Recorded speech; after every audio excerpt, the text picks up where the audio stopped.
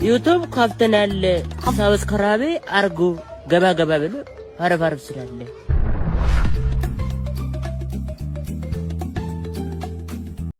አዲስ አበባ የኦሮሚያ ዋና ከተማ ነው። አዲስ አበባ ደግመዋለሁ የኦሮሚያ ዋና ከተማ ነው። ኦሮሚያ ቅዳሴን በአዲስ አበባ ቤተክርስቲያን ገብቶ ካልተቀደሰ ቤተክርስቲያን ምን ይሆናል? ይቀደሳል ነው እሱ በዋና ከተማችን ምንም ፍራት የለም፣ ጭቅጭቅ የለም። እዚህ ላይ እንድታውቁልን እንፈልጋለን። አማርኛ እንደሚቀደስ፣ ትግርኛ እንደሚቀደስ፣ ግዕዝ እንደሚቀደስ ኦሮምኛም ገብቶ እንዲቀደስ እንፈልጋለን። ኦሮምኛ ከተቀደሰ ስጋው ደግሞ ወደ ሰማይ ያርግም ነው። የኦሮሞ ቄሶች ዘበኛ ኩንታል የሚሸከሙ የኦሮሞ ስለሆኑ ብቻ ነው።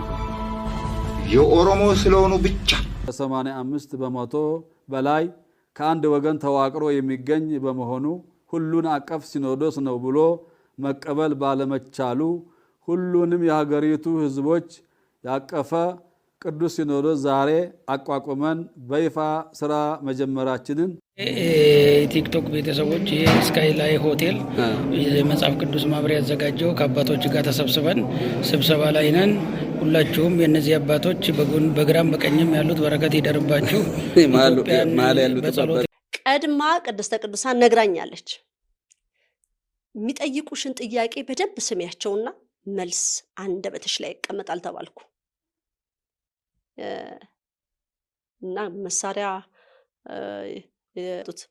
አቶ በላይ ቆመው ነው እንዲህ ጠረጴዛውን ይዘው የሚያናግሩኝ። ሊመቱኝም እንደ ጡንቻም አድርጓቸዋል እጃቸውን። ምን አሉኝ? ማን እንዲሆን ፈልገሽ ነው? ዶክተር አብይ ካልገዛን ማን እንዲገዛን ፈልገሽ ነው የሚል ጥያቄ አቅርበውልኝ ነበር። የመለስኩላቸው መልስ እሳቸው የጠበቁት እኔ ንግስተ ነገስት ተማሪያም ዘኢትዮጵያ እንድላቸው ነበር።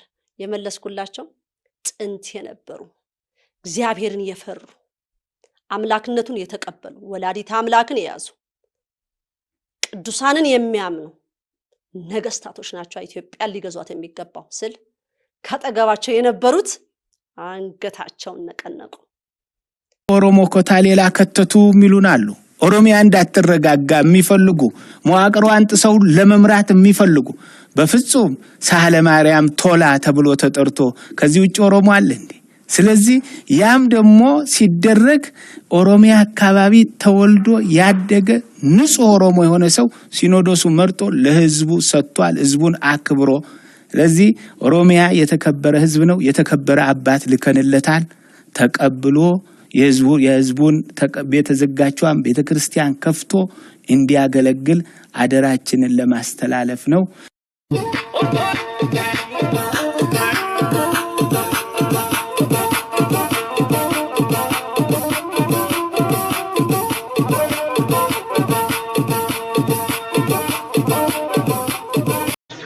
እንግዲህ መጠጥ አለ፣ ጅራ አለ፣ ሸሌ አለ።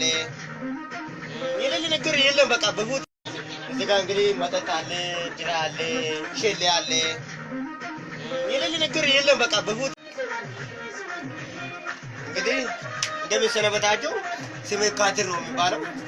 የመጣው ከጋሞ ጉንፋ ወላይታ ክልል ነው። እዚህ ጋር እንግዲህ መጠጥ አለ፣ ጅራ አለ፣ ሸሌ አለ። የሌለ ነገር የለም። በቃ በቡቲ አንተ የምትፈልገው ሁሉ አለ። ምርጫ የለም። ምርጫ የለም።